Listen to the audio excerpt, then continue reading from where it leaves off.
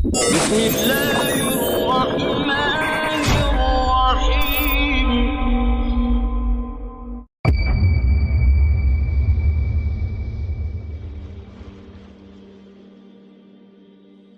Inna lillahi wa inna ilayhi raji'un. Certes, nous sommes à Allah et c'est à lui que nous retournerons.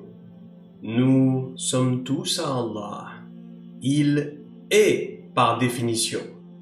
Nous ne sommes que manifestation. Et c'est à lui que nous retournerons tous sans exception. Mais ce retour n'est pas limité à cette dimension physique d'existence. À terme de cette vie physique, de 60, 70, 80 années au plus, vient alors ce retour.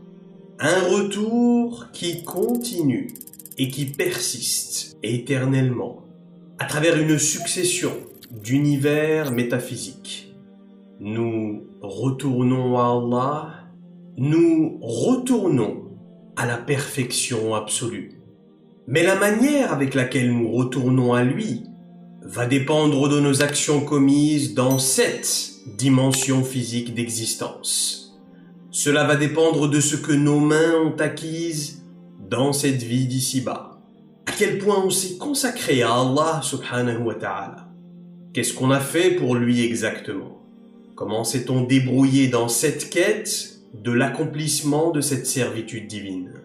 Chers frères et sœurs, à l'issue de ce cessez-le-feu qui vient d'être appliqué il y a quelques jours en Palestine, j'aimerais aujourd'hui vous présenter d'abord mes plus sincères condoléances pour toutes ces victimes qui ont perdu la vie.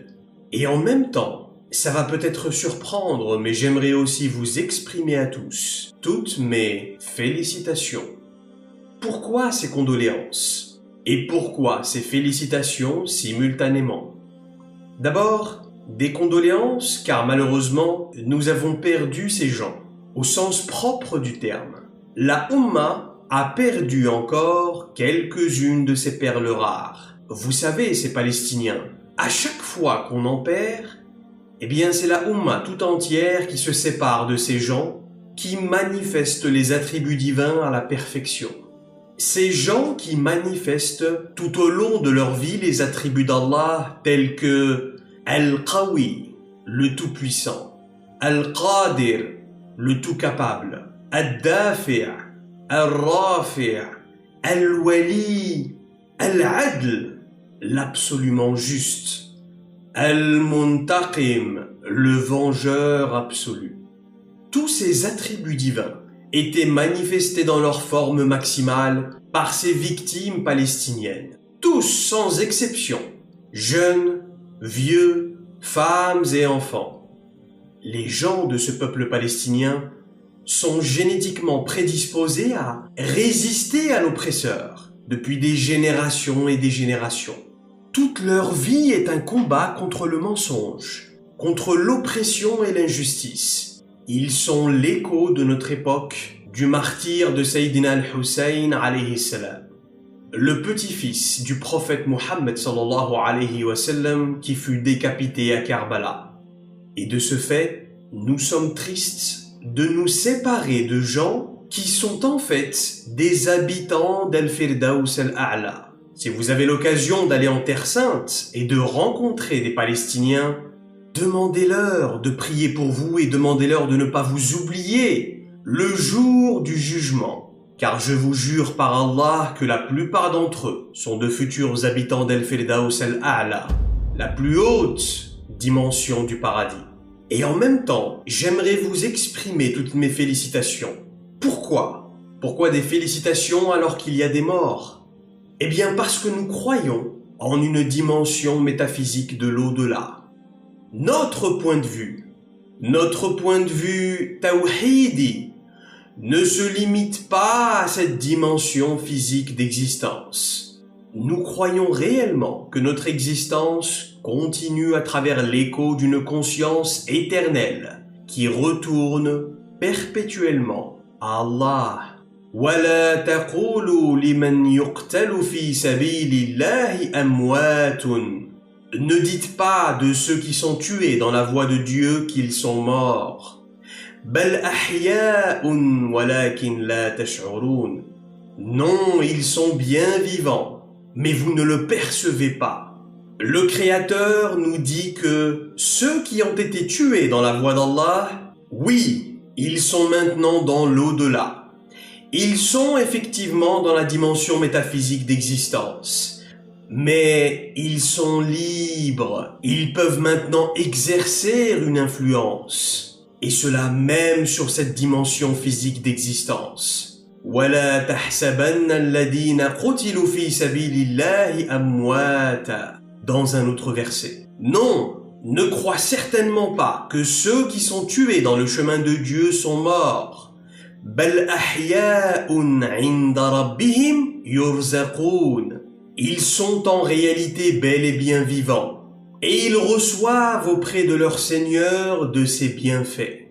Vous avez entendu ça? Auprès de leur Seigneur, ils reçoivent de ses bienfaits. Qu'est-ce que leur Seigneur leur donne exactement? Qu'est-ce qu'ils reçoivent comme bienfait de leur Seigneur au juste? Eh bien, cette cause qu'ils défendaient dans cette vie d'ici-bas, et pour laquelle ils ont été tués dans ce monde. Ils peuvent maintenant continuer à exercer leur influence pour cette même cause. Et ils peuvent le faire sur notre dimension physique d'existence absolument librement maintenant. En réalité, ils peuvent exercer encore plus d'influence sur notre monde physique maintenant qu'ils sont de l'autre côté. Parce que nous vivons dans Alamus Sawar, le monde imagé, le monde manifesté, dans lequel ce que nous voyons ne constitue finalement que 10% de la réalité. Une dimension manifestée qui apparaît aux yeux mais qui est régie à 90% par une dimension invisible, une dimension batiniya, une dimension cachée, occultée. Awliyaullah ont parlé de ce concept avec l'histoire de Moussa alayhi salam et le régime tyrannique de Pharaon. Et ils disent que les âmes des enfants tués, des Banu Israël, les âmes de ces martyrs ont en réalité contribué à la libération du peuple des Banu Israël et qui finalement a causé par extension la chute éclatante du système du régime de Pharaon. Inna fir'auna ala fil ard. Vraiment, Pharaon était hautain sur terre. وَجَعَلَ أَهْلَهَا شِيَعًا يَسْتَضْعِفُ طَائِفَةً مِّنْهُمْ. Il avait réparti ses sujets en groupes dont il méprisait une partie. يُدَبِّحُ أَبْنَاءَهُمْ وَيَسْتَحْيِي نِسَاءَهُمْ إِنَّهُ كَانَ مِنَ الْمُفْسِدِينَ. Il immolait leurs fils et il forçait leurs femmes à vivre honteusement. Vraiment, il était de ceux qui sèment la corruption. Et la même chose s'applique pour les shuhada, les martyrs. Ils ont été tués pour la cause d'Allah. Ils ont tout donné pour Allah dans cette vie d'ici-bas. Et ils sont maintenant absolument libres. Ils sont complètement détachés de la dimension physique. Mais en tant qu'entité métaphysique, complètement détachés de la dimension matérielle d'existence, ils ont beaucoup plus d'influence maintenant. Ils peuvent maintenant manifester les attributs divins de perfection à une toute autre échelle d'envergure. Et ça, c'est une source de félicitations. Ça, c'est une source de joie. Oui, nous sommes déçus pour les familles. Oui, nous sommes tristes d'avoir été séparés de ces awliya d'Allah, promis aux rangs les plus élevés. Mais nous disons que nous sommes heureux. Et nous disons que nous jubilons à l'instant présent, à l'idée que ces martyrs vont maintenant pouvoir déployer toute leur influence pour aider à la réussite de cette cause. Et quelle est cette cause? Eh bien, cette cause, c'est la victoire éclatante de la vérité sur le mensonge. Cette cause, c'est la victoire de la justice sur l'oppression. Cette cause, c'est le triomphe de la lumière sur les forces des ténèbres. Et ils feront avancer cette cause. Et ils pousseront cette vérité jusqu'à ce qu'elle atteigne, Inch'Allah, sa victoire éclatante. Car ils sont les shuhada. qui est le pluriel de shahid, qui lui-même signifie martyr en français. Les martyrs à qui Allah subhanahu wa ta'ala a promis la victoire à la période du cycle final. Notez que, sémantiquement, le mot shahid se traduit en français par témoin. Ce rang spirituel de témoin est une station très particulière. C'est le maqam de la mushahada, la station de la conscience pure qui observe et qui témoigne. Mais qui témoigne de quoi? La conscience pure, immaculée, nettoyée de la souillure du monde de la dunya, qui témoigne perpétuellement de la réalisation du plan divin. Est-ce que vous voyez où je veux en venir? Tels des spectateurs, ils sont témoins de la réalisation du plan divin, depuis la dimension métaphysique d'existence et de perception. Autrement dit, ils sont spectateurs derrière le rideau de la réalisation du plan divin.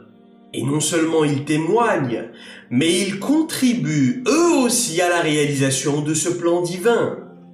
Comprenez-vous maintenant pourquoi ce plan divin est tracé et il se réalisera inéluctablement, indépendamment de ce qui se trame ici dans notre monde matériel. Wa makaru wa makarallah wallahu khayrul makirin. Ils complotèrent et Allah complota. Et finalement, Allah est le meilleur des stratèges. Allah est le stratège par définition. Il est la stratégie par essence. Qu'est-ce que vous voulez faire contre ça? Et dans son plan divin, et c'est notre sujet principal aujourd'hui, écoutez bien, Allah subhanahu wa ta'ala établit une promesse lorsqu'il dit dans Surat Al-Qasas بعد أعوذ بالله من الشيطان الرجيم بسم الله الرحمن الرحيم ونريد أن نمن على الذين استضعفوا في الأرض. Et nous avons l'intention de favoriser ceux qui étaient injustement affaiblis sur terre. وَنَجْعَلُهُمْ أَئِمَّةً وَنَجْعَلُهُمْ الْوَارِثِينَ. Et nous avons l'intention de faire d'eux les guides et de faire d'eux les héritiers. Allah nous dévoile ici subtilement une partie de son plan divin tracé. Et il dit que ceux qui ont subi l'injustice, الَّذِينَ اسْتُضْعِفُوا فِي الْأَرْضِ, seront en réalité rétablis sur terre pour en faire les imams. وَنَجْعَلُهُمْ أَئِمَّةً وَنَجْعَلُهُمْ الْوَارِثِينَ. Et nous ferons d'eux les héritiers de cette terre. Subhanallah. C'est une promesse que le Créateur nous fait dans ce verset.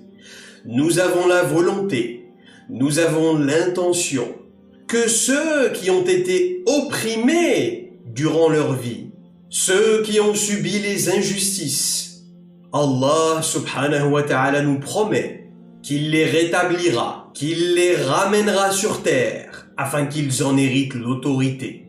Et on contemple la parole divine et on prend conscience qu'il ne fait absolument aucun doute qu'elle se réalisera. Inna Allah la yukhliful mi'ad. Dieu tient toujours ses promesses. Et on comprend qu'il y a là en réalité un plan divin occulté qu'Allah subhanahu wa ta'ala a déjà tracé. Allah nous indique ici qu'il réserve pour l'humanité une stratégie, un plan caché, qui relève de l'invisible et qui se réalisera inévitablement. À savoir que al-mustad'afin, ceux qui ont été oppressés, autrement dit ceux qui ont été tués dans la voie de Dieu, al-shuhada principalement, seront en réalité ceux entre les mains de qui la terre sera héritée. Et ils seront ceux qui la dirigeront avec justice et équité. Inch'Allah. Maintenant, on a dit que les shuhada influençaient notre monde depuis la dimension métaphysique. Et on disait, souvenez-vous, que très bientôt se produira la collision entre les deux mondes, projetant ainsi la Terre dans le monde de la dimension astrale, l'intemporalité. les voiles de la terre qui s'ouvriront et nous voilà à ce moment-là en train de partager le même espace que les djinns et les esprits. Je ne sais pas si vous comprenez où je veux en venir. Si les shuhada, les martyrs, sont des spectateurs de ce plan divin depuis derrière le rideau, spectateurs mais aussi contributeurs, avec une grande influence, qu'en sera-t-il de ces shuhada quand notre dimension matérielle fusionnera avec la dimension métaphysique du Malakut? Quel genre de capacité et d'habilité auront-ils dans notre monde à ce moment-là? Quelle capacité de déplacement auront-ils? Quelle force de frappe sur la matière peut avoir un esprit dont l'essence est complètement dévoilée et manifestée? Mais qui sont-ils exactement? Qui sont ces oppressés? Et nous disons qu'il y a principalement deux figures sur lesquelles l'ensemble des traditions célestes sont d'accord. Isa ibn Maryam alayhi salam, le Messie Jésus, et l'imam al-Mahdi alayhi salam. Ces deux personnages eschatologiques, dans leur histoire et dans les aspects et les détails de leur vie, constituent à chaque fois une solution céleste relevant du monde de l'invisible, que les gens veuillent l'accepter ou non. Jésus, fils de Marie, alayhi salam, la parole de Dieu sur terre, un homme très étrange et très surprenant, un prophète complètement différent des autres prophètes, extraordinairement spirituel, avec une personnalité majestueusement céleste, un personnage qui était dans sa globalité un miracle de Dieu, une grâce divine. Sa naissance était déjà quelque chose qui relève du miracle, du jamais vu. Il n'existe personne sur terre qui soit né sans l'intervention d'un père. C'est vrai, on va me dire qu'il y a Adam alayhi salam qui lui est né sans père ni mère, mais c'est un autre concept, c'est pas le sujet aujourd'hui. La naissance de Jésus était miraculeuse, entièrement, et toute sa vie a été miraculeuse. On ne mentionnera pas le fait qu'il ait parlé alors qu'il était bébé. On ne mentionnera pas les différents miracles qu'il faisait lorsqu'il était enfant non plus. Sans parler des nombreuses prophéties qu'il avait déclarées et qui se sont toutes réalisées. Mais celui qui nous intéresse vraiment aujourd'hui, eh bien, c'est le plus manifeste de ces miracles. On parle bien sûr de son grand miracle, celui de ressusciter les morts. Et là, j'aimerais m'arrêter 2 minutes pour dire quelque chose de très important.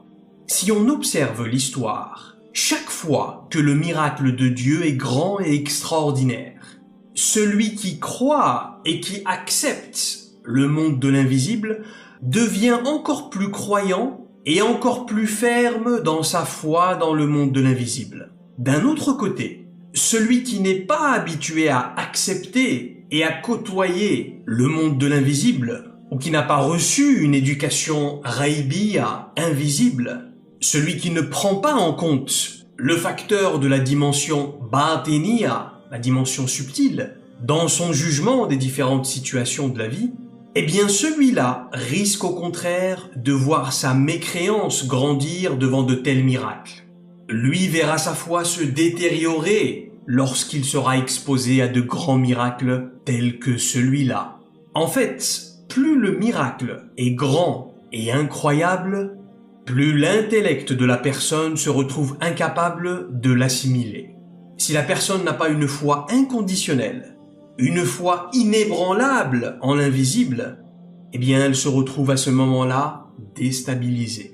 C'est principalement la raison pour laquelle une grande confusion, une grande fitna va s'installer à cette époque. Les gens qui vont assister à ce miracle de Jésus vont se diviser en 2 camps. D'un côté, ceux qui vont complètement mécroire en Jésus ce jour-là, ceux qu'on appelle aujourd'hui les Juifs, al-Yahoud, et d'un autre côté, ceux qui vont le prendre pour Dieu lui-même, plus communément appelés aujourd'hui les chrétiens. La fitna était si grande à ce moment-là, à tel point qu'ils ont comploté pour le faire tuer. Mais bien sûr, vous connaissez l'histoire, au moment de se faire exécuter, rafa'ahu Allahu ila as-sama. Allah va l'élever dans les cieux. un miracle supplémentaire qu'ils n'ont pas pu voir et qu'ils n'accepteront jamais. Son occultation jusqu'à présent relève totalement du monde de l'invisible et constitue en elle-même une intervention et une solution céleste. Une intervention céleste face à une situation d'oppression. Personne ne sait aujourd'hui jusqu'à quand cette occultation de Jésus va durer. Puis finalement, son retour sur terre pour tuer l'Antéchrist, Al-Masih ad-Dajjal, pour régner sur la terre pendant 40 années. Et je ne vais pas m'attarder sur le sujet aujourd'hui. Ceux qui arrivent à connecter les points et à lire entre les lignes verront des choses absolument extraordinaires que je ne veux pas encore développer maintenant. Le deuxième personnage eschatologique, Al-Mahdi alayhi salam, est lui aussi un être qui témoigne du plan divin actuellement et qui fera ensuite son apparition sur terre à ce moment-là. Beaucoup de gens posent des questions sur la naissance du Mahdi dans notre monde matériel. Et je vais vous dire aujourd'hui quelque chose que je n'ai encore jamais dit à ce sujet. Écoutez attentivement. Il y a deux possibilités. Le grand secret avec la compréhension du concept de l'imam al-Mahdi alayhi salam réside dans ce petit bout de hadith.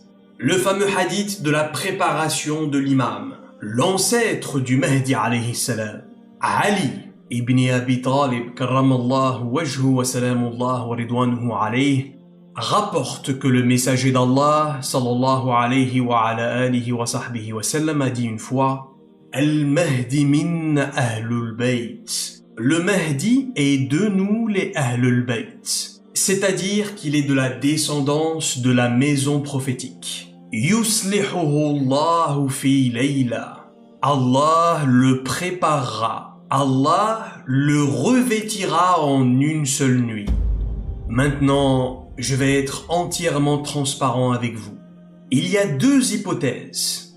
Vous avez l'hypothèse sunnite d'un côté et il y a l'hypothèse chiite de l'autre côté. Les deux possibilités sont les suivantes. Premièrement, Ahl Sunnah wal Jama'a, les sunnites, pensent que le Mahdi est un homme qui apparaîtra à la fin des temps de la descendance du prophète Muhammad sallallahu alayhi wa sallam, mais ils disent que cet homme ne sait pas qu'il est le Mahdi. Autrement dit, c'est un homme lambda qui vit une vie normale jusqu'à cette fameuse nuit dans laquelle Yuslihuhu Allahu fi layla. En une seule nuit, Allah le fera expérimenter quelque chose et il l'informera de sa mission. On ne connaît pas exactement la nature de cette expérience. Probablement une rencontre métaphysique ou une ascension, comme ce fut le cas lors d'Al-Isra wal Mi'raj, le voyage nocturne du prophète Muhammad sallallahu alayhi wa sallam. D'autres mufassirin chez les sunnites disent même que le Mahdi ne sera pas spirituellement prêt à être l'imam à ce moment-là. Autrement dit, qu'il commettra des péchés comme le commun des mortels, jusqu'à cette fameuse nuit dans laquelle Yuslihuhu Allahu fi layla. Le terme Yuslihuhu, qui vient de Salaha, at-taslih, c'est aussi le fait de rectifier quelque chose. Donc ils ont interprété ce hadith en disant qu'Allah rectifiera cet homme durant une seule nuit pour le préparer à son poste de commandant des croyants, Amirul Mu'minin, et qu'à partir de là, il commencera sa mission sur terre. D'un autre côté, l'autre hypothèse qu'on trouve chez les chiites, c'est le même concept, mais avec des paramètres différents. On est dans une autre configuration. Cette fois-ci, le Mahdi n'est pas un homme lambda qui vit dans la société et qui, un jour, apprendra qu'il est le Mahdi par une expérience transcendantale. Mais chez les chiites, c'est plutôt un personnage qui a déjà vécu un temps sur terre et qui a ensuite été élevé auprès d'Allah.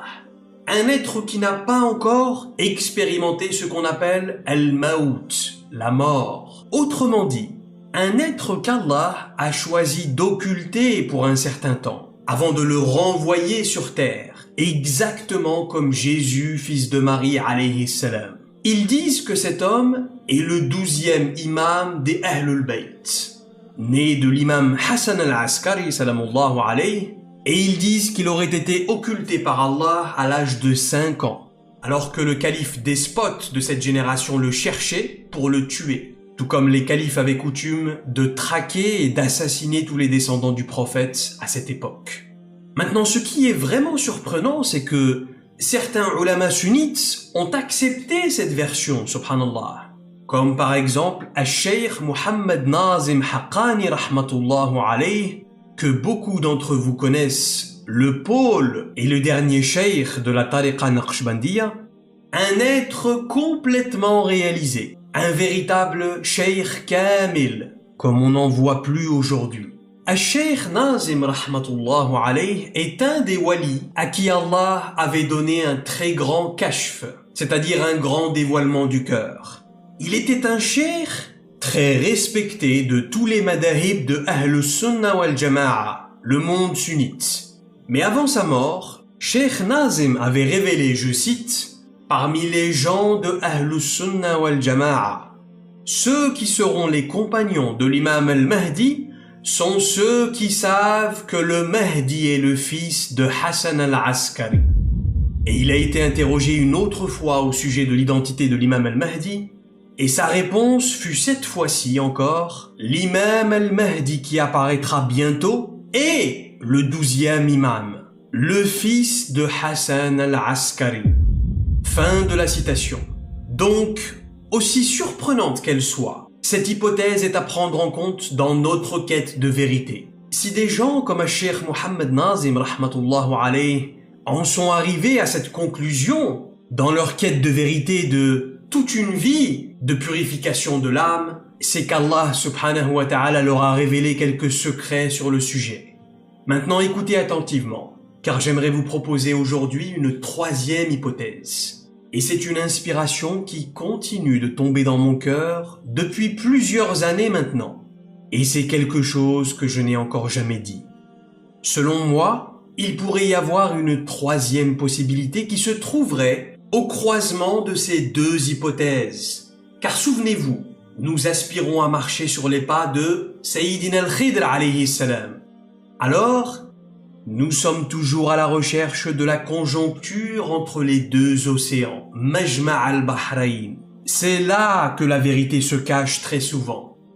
Et si le Mahdi était véritablement le 12e imam, c'est-à-dire Muhammad, le fils de Hassan al-Askari, qui a disparu à l'âge de 5 ans. Nous avons étudié au peigne fin sur cette histoire, sur l'histoire de ce petit garçon, et il s'avère que la persécution était réelle. Cet enfant a vraiment vécu une persécution. Il a vécu l'assassinat de son père, Hassan al-Askari, à un si jeune âge, et il vécut les persécutions et les complots qui visaient à l'assassiner lui aussi. À cette époque, le calife abbasside, despote, ne voulant pas laisser une chance à cet enfant d'être naturellement reconnu comme le nouvel imam par la Ummah et ainsi perpétuer la transmission et l'initiation des Ahlul Bayt, va missionner des hommes pour le traquer. Et c'est à ce moment-là que l'enfant sera porté disparu. À partir de là, on ne le reverra plus jamais sur terre. Et cette histoire n'est pas sans rappeler la persécution de Jésus alayhi salam. Cette persécution qui visait, je le rappelle, à l'assassiner à l'époque. Un complot qui va se solder par une intervention céleste. En somme, de la même manière qu'Allah fit élever auprès de lui Jésus, fils de Marie, pour l'occulter du monde matériel, il est tout à fait plausible et possible qu'il emporta l'âme de ce jeune garçon, Muhammad ibn al-Hassan al-Askari, pour lui aussi l'occulter de ce monde. Et maintenant, je vais vous demander toute votre attention. Écoutez bien ce qui va suivre.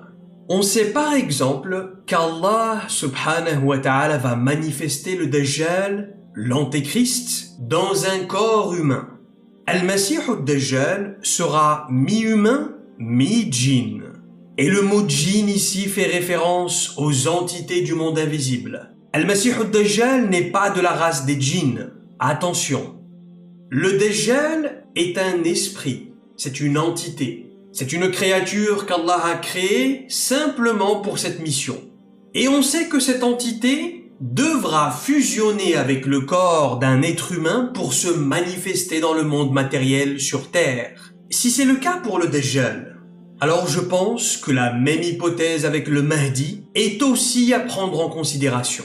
L'imam al-Mahdi peut véritablement être le fils de Hassan al-Askari et avoir été occulté par Allah, et en même temps un jeune homme de notre époque, descendant du prophète Mohammed sallallahu alayhi wa sallam, peut-être déjà né et en train de mener une vie normale, jusqu'à cette fameuse nuit dans laquelle yuslihuhu Allahu fi layla.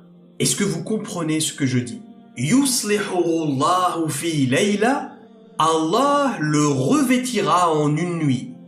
Eh bien, cette nuit peut constituer effectivement une expérience métaphysique durant laquelle l'âme du petit garçon occulté à l'époque, l'âme du 12e imam, viendrait fusionner par la grâce d'Allah avec ce descendant du prophète sallallahu alayhi wa sallam qui vit à notre époque et qui, à la suite de cette expérience transcendantale, retrouverait ou renouerait avec une forme de mémoire ancestrale, une mémoire originelle de son ancêtre, Mohammed ibn al-Hassan, celui qui devait être le 12e imam. Pour l'instant, ce n'est qu'une hypothèse. Allahu a'lam.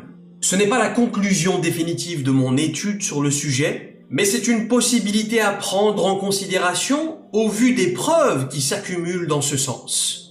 Ce que je peux vous dire, c'est que ces écoles, ces madahib, chiites, sunnites, malikites, hanbalites, soufis, salafis, etc., etc., ces écoles ne sont que des étiquettes. Ce ne sont que des boîtes dans lesquelles on a mis les gens pour mieux les diriger. Soyez certains qu'il y a dans chacune de ces boîtes une part de vérité et une part d'ego. Autrement dit, une part d'erreur et de mensonge. C'est comme dans tout.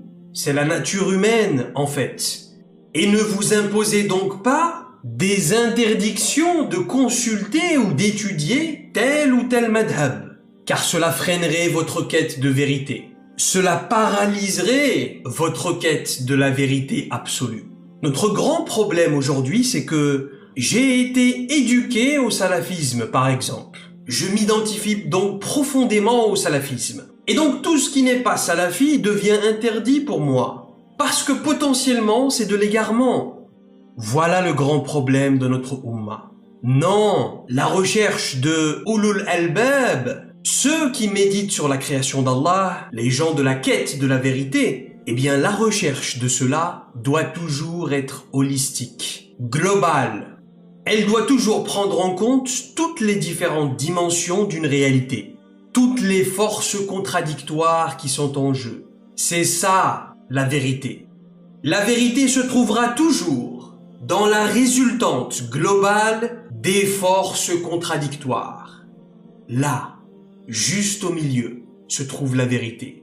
Le problème, c'est que la plupart des gens aujourd'hui, surtout chez Ahlus Sunnah wal Jama'a, dans le monde de la majorité, dans le monde sunnite, la plupart des gens sont fermement attachés à leurs petites écoles. Je suis salafi, je suis soufi, et quiconque ne l'est pas, n'est pas dans le droit chemin, disent-ils.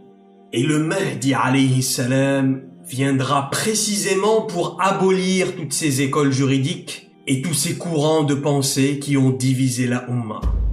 L'image que nous avons du Mahdi aujourd'hui, particulièrement dans le monde musulman, est une fausse image malheureusement. On se trompe tellement sur le concept du Mahdi. Oh oui, Imam al-Mahdi alayhi salam aura du pain sur la planche avec cette Ummah. De la même manière qu'Allah subhanahu wa ta'ala fera revenir Jésus alayhi salam sur terre pour réformer ceux qui ont dit de lui qu'il est véritablement Dieu tout-puissant.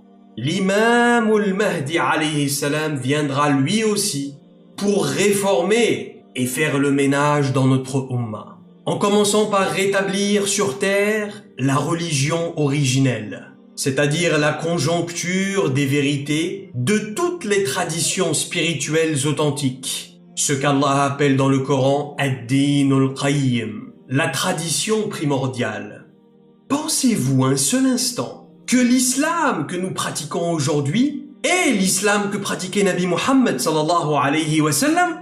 qu'on ne se méprenne pas. Imaginez 2 minutes que je vous confie un message aujourd'hui et que demain vous le racontiez à vos enfants et que vos enfants le racontent à leurs enfants et leurs enfants aux leurs et ainsi de suite sur 40 générations pendant 1400 années. Pensez-vous vraiment que le message restera authentique 1400 années plus tard? Donc, malgré le fait, walhamdulillah, que le Coran a effectivement été conservé intact depuis sa révélation, tout ce qu'il y a autour, la méthodologie malheureusement, le concept, la doctrine même de l'islam ont complètement été dénaturés. Qu'on ne se méprenne pas. Et ce sera là une mission pour Muhammad al-Mahdi alayhi salam que de rétablir l'essence de la réalité de l'islam sur terre. Et laissez-moi vous dire une chose, ils ne l'accepteront jamais. Les partisans de la jurisprudence seront ses premiers opposants. Et oui, je m'adresse à vous, ceux qui s'identifient profondément à leurs petites écoles. Ces gens-là seront les premiers ennemis du Mahdi, selon le prophète lui-même, sallallahu alayhi wa sallam. Vous savez très bien de qui je parle. Ces imams qui nous chantent la pluie et le beau temps, quand ça les arrange. Avec eux, un jour c'est blanc, un jour c'est noir. Un jour, la femme n'a pas le droit de lever les yeux, et le lendemain, comme par révélation divine, la femme a le droit de conduire sa voiture, de se dévoiler, et même d'assister à des concerts musicaux. Subhanallah. Quelle catastrophe!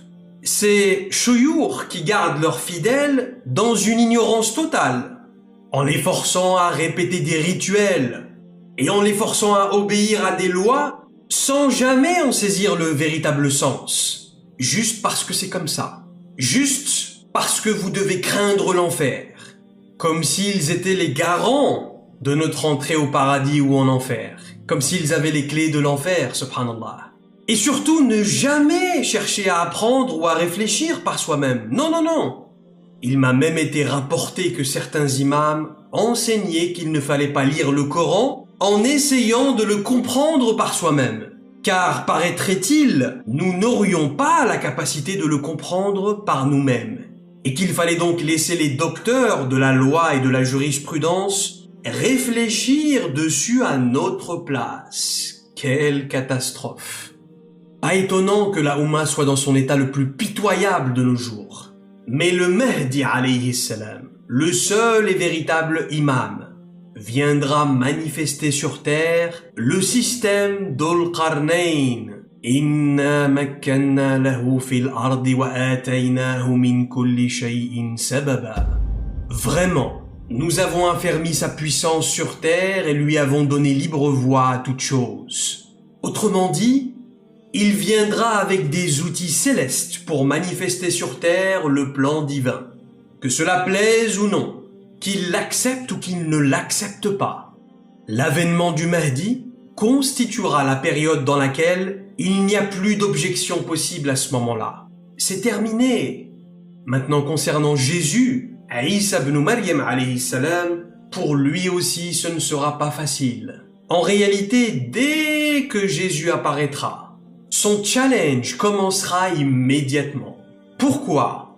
Parce que, je le rappelle, Allah fera descendre le Messie Jésus dans une mosquée. Oui, dans une mosquée. Est-ce que vous avez entendu ça, mes chers frères et mes chères sœurs chrétiens, que nous portons dans notre cœur? Allah fera apparaître Jésus dans une mosquée. Pourquoi dans une mosquée? Pourquoi pas dans une église? Pourquoi pas dans une cathédrale? Posons-nous la question, pourquoi dans une mosquée, hein? Parce que Jésus, je le rappelle, revient sur terre principalement pour 2 raisons. Premièrement, il revient pour sa communauté. Ceux qui ont cru en lui, ceux qui l'ont aimé inconditionnellement, mais qui se sont mépris à son sujet. C'est-à-dire les chrétiens, les catholiques, la chrétienté orthodoxe, etc., etc. Deuxièmement, quelle est l'autre raison pour laquelle Jésus revient sur terre? La deuxième mission de Jésus, fils de Marie, alayhi salam, sera de tuer quelqu'un. Je répète, Jésus, fils de Marie, reviendra sur terre pour tuer quelqu'un. Et oui, il viendra principalement pour prendre la vie d'un homme. Et il est le seul à pouvoir prendre la vie de cette personne. De qui s'agit-il et pourquoi? Ce n'est pas le sujet d'aujourd'hui et nous reviendrons dessus, Inch'Allah, très bientôt.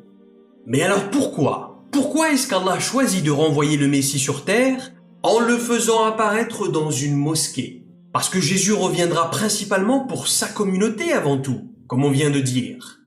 Écoutez attentivement le récit que nous fait Nabi Muhammad sallallahu alayhi wa sallam de cet événement à venir qu'on trouve dans Sahih Muslim. Rasulullah sallallahu alayhi wa sallam était en train de parler des conquêtes d'Al-Masih ad-Dajjal à la fin des temps lorsqu'il dit Huwa kadhalika idha ba'atha Allahu al-Masih ibn Maryam.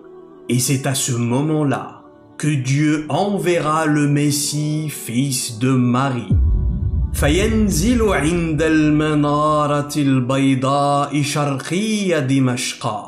Et il descendra sur la mosquée du minaret blanc à l'est de la ville de Damas.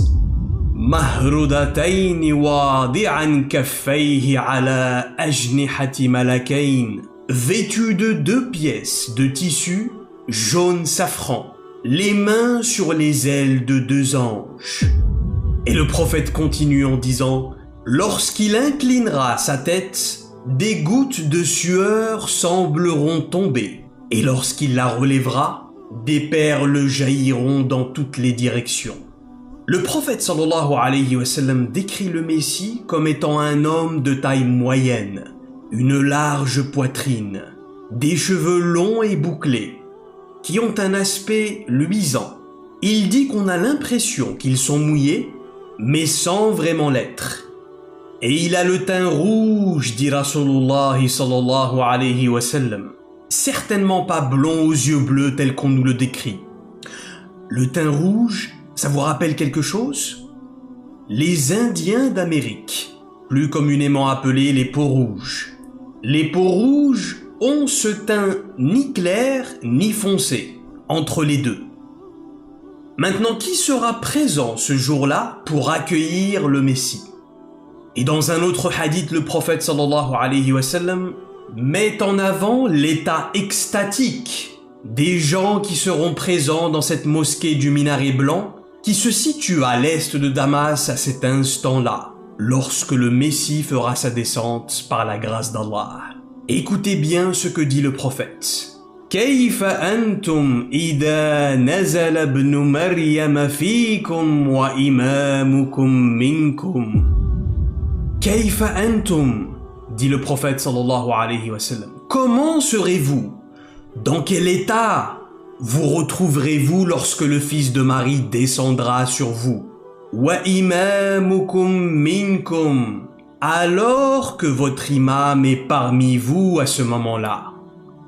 Maintenant, grâce à ce hadith, on sait exactement qui sera dans cette mosquée à ce moment-là.